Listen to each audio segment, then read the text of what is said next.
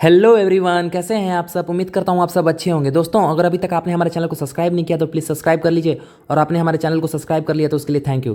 दोस्तों, आज के इस लेक्चर में हम ग्लोसाइटिस के बारे में पढ़ेंगे। ग्लोसाइटिस क्या होता है दोस्तों? तो ग्लोसाइटिस एक इन्फ्लामेशन है जो कि हमारे टंक में होता है। जो हमारे टंक होता है, जो हमारी जीभ होती है, उसमें इन्फ्लामेशन हो जाता है। और दोस्तों, जब ये इन्फ्लामेशन होता है तो हमें क्या देखने को मिलता है? हमारी जो टंक होती है, टंक की जो सेल होती है वो स्वेल हो जाती है, उनमें इन्फ्लामेशन हो जाता है, उनका इन्लार्जमेंट हो जाता है, वो बड़ी बड़ी हो जाती हैं, और उसका डिसकलरेशन हो जाता है। मतलब कि वो जो होता है, कलर होता है हमारे टंग का, वो पिंक टाइप का होता है, पिंकिश होता है, बट इन्फ्लामेशन के कारण ये पूरा रेड हो जाती है। जैसे कि आप इस डायग्राम में देख सकते हैं कि ये जो हमारा टंग है उसमें क्लम्प्स का फॉर्मेशन हो गया है, छोटे छोटे क्लम्प्स का फॉर्मेशन हो गया है, वो स्वेल हो गई है, और इसमें रेडनेस देखने को मिलता है दोस्तों। ये पूरी रेड हो गई है, पूरी रेडनेस हो गई है दोस्तों।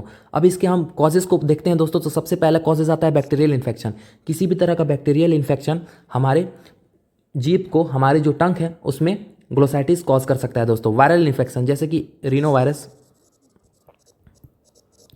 और एडिनो वायरस, ये किसी भी टाइप का अगर वायरल इन्फेक्शन हुआ तो वो भी ग्लोसाइटिस को कॉज कर सकता है दोस्तों। ईस्ट एक बैक्टीरिया है जिसकी वजह से भी हमारे माउथ में ग्लोसाइटिस हो सकता है दोस्तों। विटामिन बी की डिफिशियंसी दोस्तों, अगर विटामिन बी की डिफिशियंसी हो या किसी पेशेंट में विटामिन डी की सप्लीमेंट वो कम ले रहा हो, उसकी वजह से भी हमें ग्लोसाइटिस देखने को मिलता है दोस्तों। जिसमें हमारा जो टंक होता है वो इन्फ्लाम हो जाता है, सूज जाता है, उसमें रेडनेस देखने को मिलती है दोस्तों। अब आइए इसके कुछ रिस्क फैक्टर को देखते हैं जिससे इसकी संभावना बढ़ जाती है ग्लोसाइटिस होने की। तो स्मोकिंग, अगर कोई पर्सन स्मोकिंग कर रहा है, टबैको, अगर गुटखा खैनी खा रहा है, तंबाकू का यूज़ कर रहा है, तो ये एक रिस्क फैक्टर है दोस्तों। ये हर एक डिजीज़ में होता है, ये कॉमन है, ये कॉमन रिस्क फैक्टर है, कॉमन है। एक तरह से आप बोल सकते हैं मोस्ट है दोस्तों, मोस्ट कॉमन है। अगर कोई भी पर्सन किसी भी वो डिजीज से सफरिंग कर रहा है, उसमें मोस्ट कॉमन रिस्क फैक्टर होता है दोस्तों स्मोकिंग एंड टबैको। कोई भी इंसान अगर स्मोकिंग और टबैको कर रहा है तो उसे चांसेस बढ़ जाते हैं कि उसे वो रिस्क फैक्टर इंक्रीज हो जाएगा, मतलब वो डिजीज़ होने की संभावना बढ़ जाती है दोस्तों। तो उसी तरह यहाँ पे ग्लोसाइटिस होने की संभावना बढ़ जाती है अगर कोई पर्सन स्मोकिंग कर रहा है, एल्कोहल का अब्यूज़ कर रहा है या टबैको कर रहा है दोस्तों। इंजरी, अब इंजरी दोस्तों, जैसे कि कोई भी हम इंजरी हो जाती है, जैसे कि हम कभी फूड को चबाते हैं, स्वेल करते हैं, च्युइंग करते हैं, उसकी वजह से हमारी टीथ है, जो हमारी टीथ की वजह से हमारी जो टंग्स की एजेस होती हैं उसमें कट लग जाती हैं, उसकी वजह से भी वहाँ पे सोल का फॉर्मेशन हो जाता है, अल्सर हो जाता है, इन्फ्लामेशन हो जाता है, जिसकी वजह से ग्लोसाइटिस होने की संभावना बढ़ जाती है या ग्लोसाइटिस हो जाता है दोस्तों।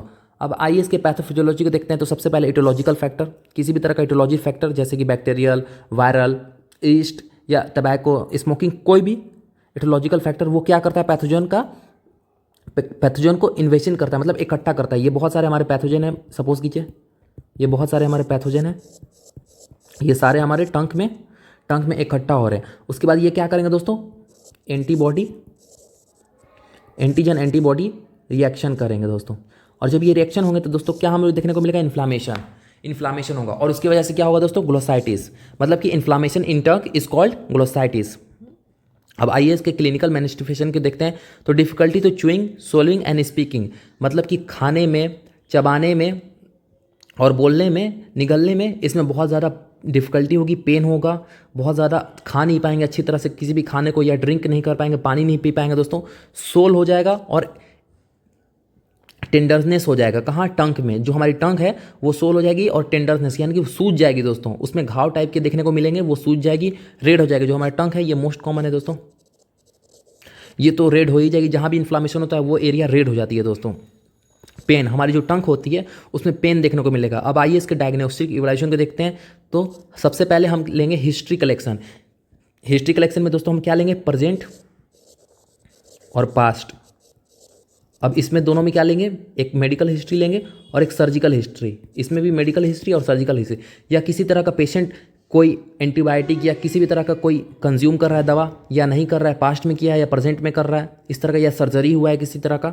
और फिजिकल एग्जामिनेशन करेंगे, टंग को देखेंगे कि कितना ज़्यादा वो एरिया इन्फ्लाम हो गया, टेंडर हो गई है, टेंडरनेस आ गई है, कितना तरह से वो एरिया है घिरा हुआ है, क्रोनिक है या एक्यूट है, इस चीज़ को देखेंगे दोस्तों। अब आइए इसका मैनेजमेंट को देखते हैं। तो एंटीबायोटिक देंगे, सबसे पहले बैक्टीरियल इन्फेक्शन को रिड्यूस करने के लिए एंटीबायोटिक देंगे, फंगल देंगे, किसी भी फंगल इन्फेक्शन को डिक्रीज करने के लिए एंटी फंगल ड्रग देंगे, विटामिन बी कॉम्प्लेक्स, बी की डिफिशियंसी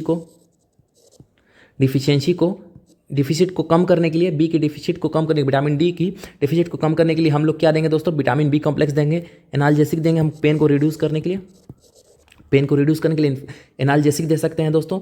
तो मैं उम्मीद करता हूं दोस्तों जो आज का लेक्चर है ग्लोसाइटिस पे आपको अच्छी तरह से क्लियर हुई होगी दोस्तों।